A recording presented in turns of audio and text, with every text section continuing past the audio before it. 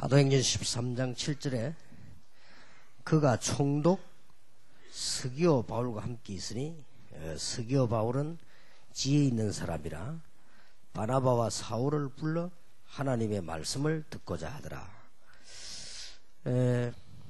목회자는 하나를 중심해야 됩니다.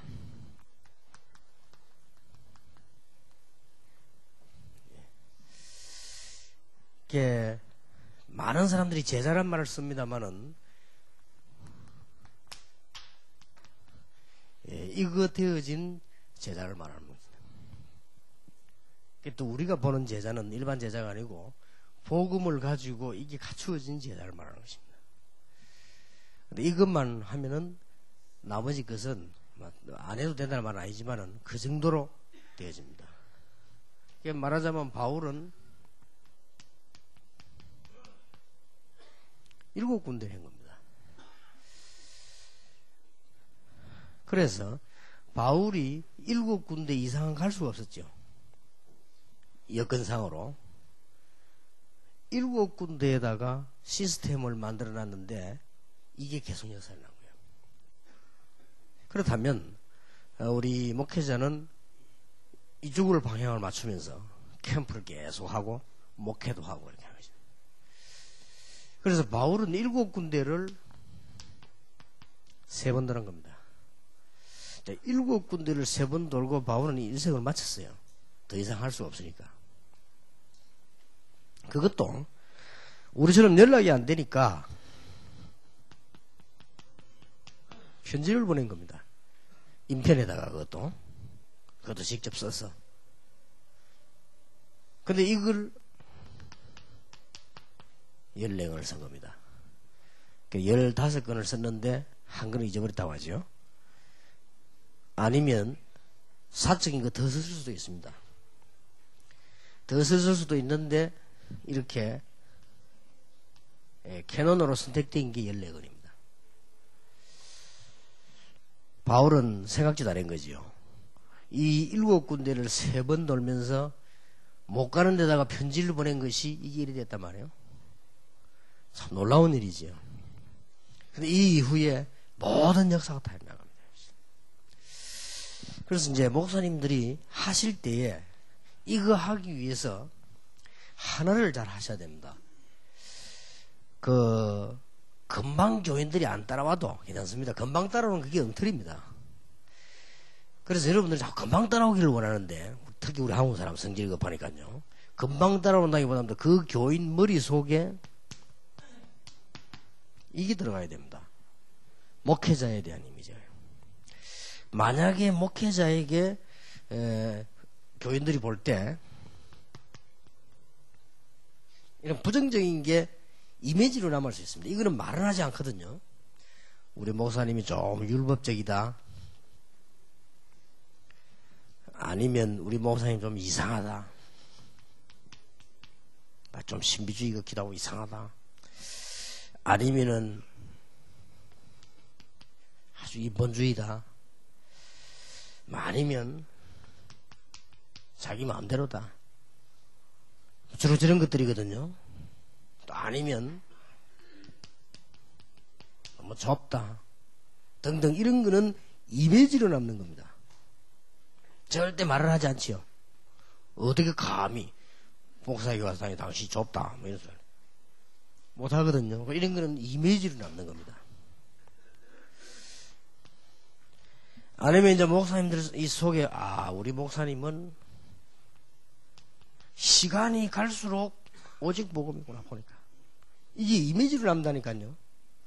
주로 어디서 놓치느냐. 주는 그리스도시요 그리스도면 다다 복음이면 다다 이 말은 듣는 말인데 목사님이 가만 방법을 보니까요 자주 복음이요. 이런 게 한두 번 경험하면서 이미지로 남습니다. 그러고 보니까 동기가 너무 순수해.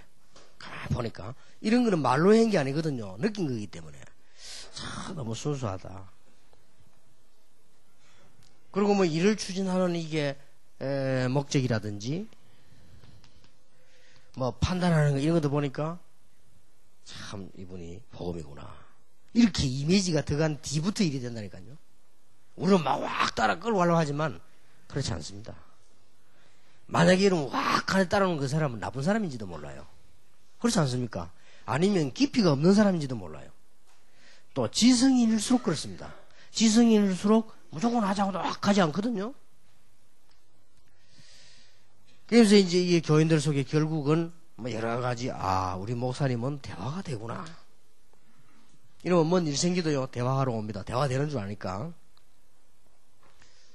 참 이 그릇이 크다. 결국은 이렇게 남아져야 돼요. 작은 일을 하고 있지만 우리 목사님은 전도자구나. 이 이미지가 남아야 됩니다. 이게 굉장히 중요해요. 왜 우리가 저 사람이 사기당한 적은 없는데 뭔가 사기꾼 같단 말이에요. 이러면은 그 이미지거든요. 그럼 그걸 보고 당신 사기꾼이다 이런 말 안 하거든. 그러니까 조용조용히 모든 게 닦이는 거예요. 그리고 이제 일이 좀 될 때 이제 막 여러분들은 반대로 나가야 됩니다. 뭐 전략은 아니고 일이 좀 될 때 더 이렇게 뭐랍니까 단순하고 겸손하고 솔직히 이렇게 일이 좀 될 때 자칫하면 우리는 저도 옛날에 많이 그랬는데 막 대단한 막 캐치프레이 내걸고 막 이렇게 나오거든요. 그래 나오면 눈에 안 보이게 소외된 사람은 다 떨어진다는 걸 알아야 됩니다. 그리고 이제 많은 중요한 일꾼들은 갈등생입니다. 분위기는 되는 것 같아도 갈등생입니다. 그렇기 때문에 어쩔 수 없거든요. 만약에 여러분이 하다가 전도운동이 막 일어나거든, 그때부터 막, 우리가 막 내가 일어나지 말고, 그럴수록, 나 같은 사람이 참, 복음 때문에, 여러분 때문에 이렇게 나가져야 돼요. 그래 나갈수록 순수해지는 겁니다. 그러면서 이 사람들이 마음문이 팍 열립니다. 야, 그렇다. 진짜 나 같은 사람이 이런 목사님을 만나서 이 운동을 하는구나. 이렇게 되어집니다. 이래야 갈수록 제자가 탄탄해지지. 꼭 기억해야 됩니다. 이런 거는 아무도 말 안 해준다. 해줄 수가 없는 거죠. 혹 목사님은 병신된다 할 수 있습니다. 어떻게 뭐 이렇게 가르치니까. 그러나 목사를 가르칠 사람은 없습니다. 교회에서. 그러니까 특히 담임 목사를 누가 가르칩니까 감히. 말은 하지 않지만 이게 싹 다 이걸로 남는 거예요. 이미지를. 근데 우리 목사님이 참 전도자가 맞다. 참 감사하다. 이런 이미지가 들어와 있으면 혹 실수를 해도 도와줍니다. 이게 쉬운 예로 우리 교회 같은 경우 제가 틀린 얘기를 하는데도요. 막 그렇게요. 맞는 걸로 생각해 주려고 하고 이렇게 그러니까 막 혹 실수했다 막 이렇게 생각하지. 막 그걸 가지고 막 그 오해하고 감정 생기고 이렇게 되지 않습니다. 그렇듯이 이게 그거는 뭐냐 평소 들어가는 이미지요. 그게 지금 뭐 오늘 아침에도 뭐 우리 얘기 들어보니까 뭐 영락교회가 난리 났다는데 그 영락교회 뿐이겠습니까? 앞으로는 순수한 복음 운동을 안 하면 다음 세대가 일을 못합니다. 누가 받아요? 그 한경직 목사라는 캐릭터가 일을 하다가 그 다음 사람 못하는 거예요. 막 박조주라 누가 와도 그거는 한 예지입니다. 다 문제 옵니다. 복음 아니면. 우리가 복음이 위대하다 이 말을 제일 모르는 사람들이 목사님들이라니까요. 복음이 위대합니다. 이게 복음이 교인들의 뿌리 딱 내려놓으면 본인도 모르게 일이 되기 시작하는 거예요. 그걸 모른다니까요. 일을 해야만 되는 줄 압니다. 그래서 세상 그밖에 모르죠. 일을 하면 된다. 그건 세상하고 똑같은 거지. 안 해도 된다는 말은 아니지만 안 해도 되는 역사가 있습니다. 그게 복음의 뿌리입니다.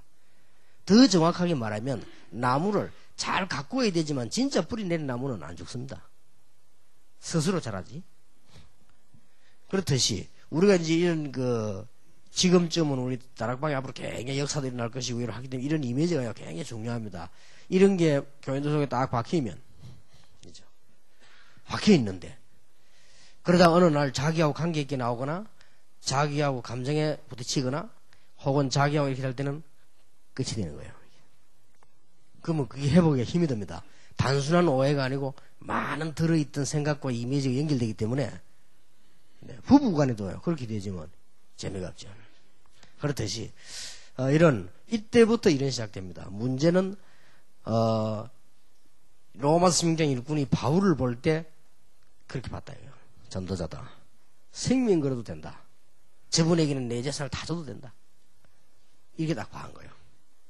물론 복음이지만 그런 이미지가 들어가진 거예요. 이게 굉장히 중요합니다. 바울은 실을 수 없었겠습니까? 약할 때도 있고 이럴 때도 그걸 다 덮어주고요. 그렇게 되지는 거죠. 그래 진짜 일은 이때부터 시작된다. 장사도 잘하는 사람은요 물건부터 팔라고 안 합니다. 자기 이미지부터 심습니다. 아, 이 사람은 좋은 분이구나. 아, 이 사람은 괜찮은 분이구나. 이게 먼저 심어져야 그 다음 장사 계속하지. 우닥닥 팔아먹어 가버리면요 약간 틀리게 되지. 봐라 이거 사기꾼이구나. 그러면 장사 안 되지요.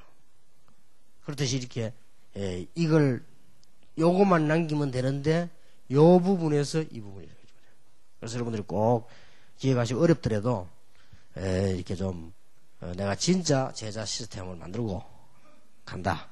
하나님 앞에 갈 때 큰 일꾼 많은 사람은 못할지라도 단 한두 명을 할지라도 정말 복음 순까지 순수한 제자를 맺는다.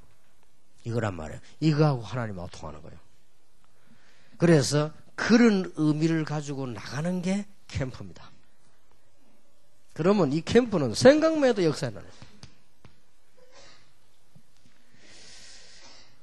그래 바울이 이를 얼마나 중요시 했던지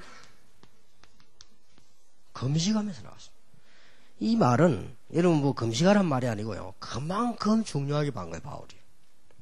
그래서 사실은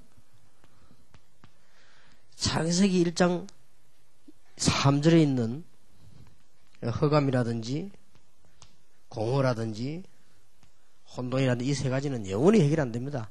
복음으로만 해결되기 때문에요. 그래서 이거 하는 게 캠프입니다. 그래서 이게 사람들은 뭔가 모르게 자꾸 안 되어지고 열심히 했는데도 안 되고 그게 공허 아닙니까? 그리고 뭐 이게 어느 게 맞는지 어느 게 진리인지 막 혼란이 온단 말이에요. 그게 혼돈이요. 그때는 자연계가 그랬지만 지금은 사람 마음이 그렇단 말이에요. 그래서 이런 이제 혼란이 계속 오기 때문에 요한복음 1장 11절에 이 빛으로 오셨다는 말은 예수님께서 세 가지 직분을 사명가지고 오셨단 말이죠. 이 부분을 해결하는 선지자로 왕으로 제사장으로 오셨단 말이에요. 그러니 완벽 안 합니까? 더 놀라운 사실은 하나님은 아시고 모든 걸 준비하셨지요. 일어나라 빛을 발하라. 그것만 하면 돼요. 이미 온 땅 만민은 어두운 가운데 있기 때문에 우리에게 빛을 주셨단 말이에요. 그러면 일어나서 빛을 비춰라. 그것만 하면 된다 이제.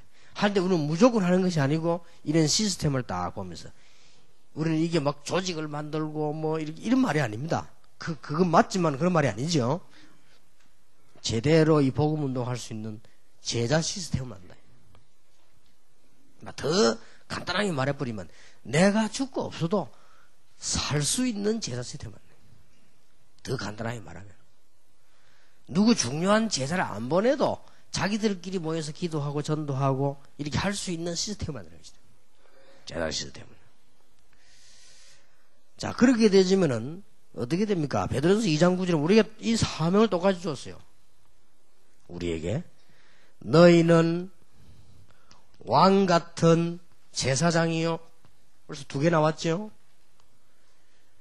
거룩한 나라요, 택한 백성이요.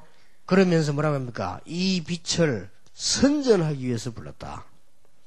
선전이라고 하니까 우리 한국말로 이해하니까 장사하는 사람이 선전하는 걸 생각하지만은 그런 뜻이 아니죠. 널리 알린다는 말이에요. 선전. 알리니까 선지자 아니에요. 그러니까 왕, 제사장, 선지자의 축복이 우리에게 다 와버린 거예요. 그리스도께서 회복시켜 주셨단 말이에요. 이렇게 되어지는 겁니다. 그래서 여러분 캠프로 나가실 때 우리는 종교인이 아니고 우리는 장사꾼이 아니고 우리는 목회자이기 때문에요. 열매만 자꾸 보지 말고 안 보이는 게 더 중요한 게 있어요. 그걸 아셔야 되겠죠. 이 총독이 예수 믿고 바울 따라다니는 제자가 됐다 이전에, 총독이 예수 믿고 이제는 신앙생활 한다 그 이전에 벌써 바울이 갔을 때 총독에게 있었던 눈에 안 보이는 영적 문제, 이거는 분명히 해결이 된 거예요. 크지요? 그럼에도 본인 힘으로도 어쩔 수 없는 박수무당을 잡고 있는 세력이 무너지는 거예요. 박수무당이 돌아왔는지 안 그건 모르겠습니다만 그렇습니다. 그러니까 보세요. 전도가 되든 안 되든 바울 팀이 갔을 때는 이미 영적 치유가 되기 시작해요. 이게 캠프입니다. 조금 격한 말로 열매 하나도 없어도 됩니다. 더 중요한 열매가 있기 때문에. 그렇게 이 이후에 역사를 난다는 걸 아셔야 돼요. 그리고 제발 여러분들이 보면요, 빨리는 하셔도 성급하게 하지 마세요. 빨리 하는 거하고 성급하게 하는 거 다릅니다. 그렇지 않습니까? 축구 선수들이 공을 찰 때 빨리 차야지 성급하게 차면 안 돼요.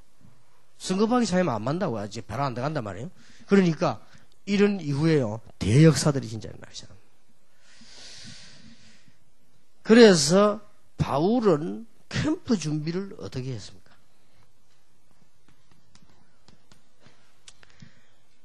그렇다면 우리도 이제 캠프 이만큼 중요한데, 캠프 준비가 아주 중요한 것이 금식하면서 성령의 인도를 받았다고 그랬거든요. 그 말은 자기 자신이 먼저 은혜를 받았다. 여러분 캠프 하실 때마다 여러분이 먼저 축복을 받고 여러분이 먼저 은혜를 받고 있어요. 완전히 캠프는 내 일이 아니기 때문에, 너무 중요한 일이기 때문에 성령의 인도를 받았다.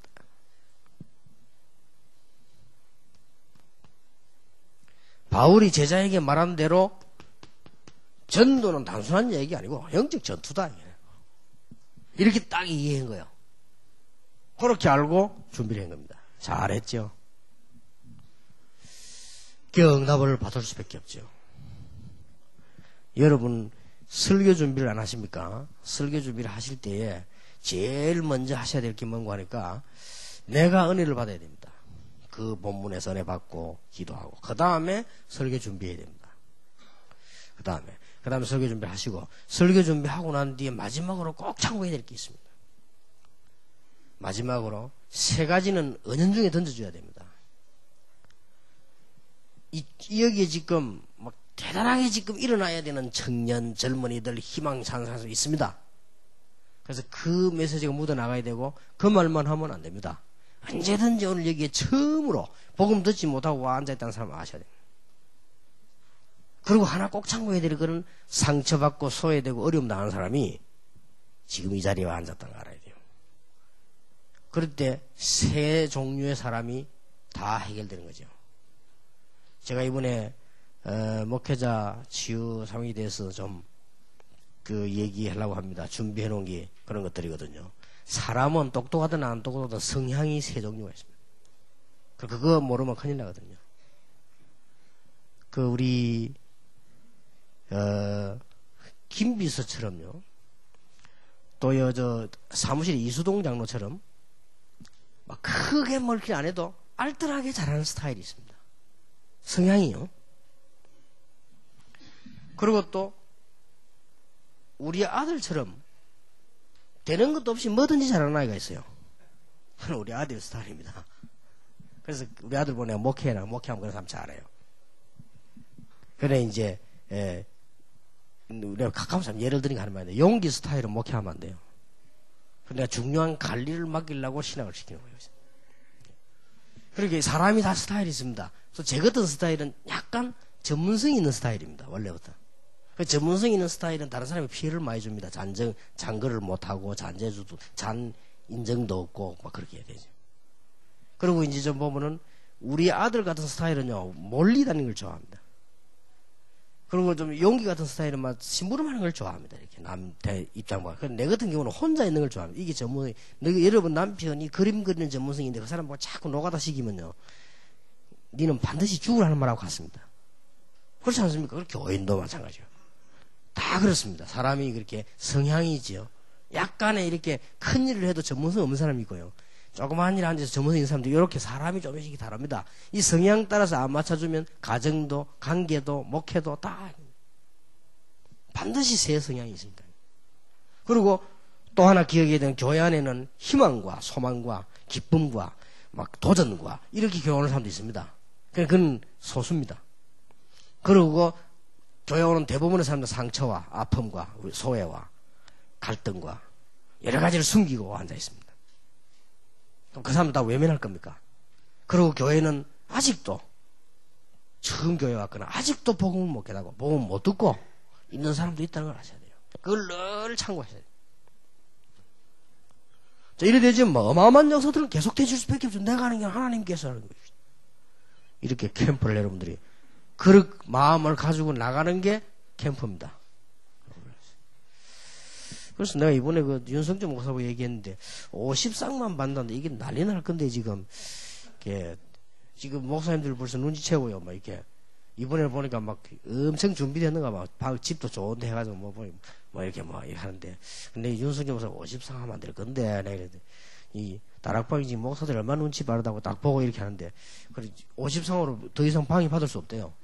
50상이면 100명인데 좀 그렇지 않겠나 하는 생각이 드는데 모르겠습니다. 하여튼 이번에 우리가 좀 치유 부분에 중요한 얘기들 이런 부분들 안 되지만 절대 부부 생활도 어렵고 목회는 말할 필요도 없고요.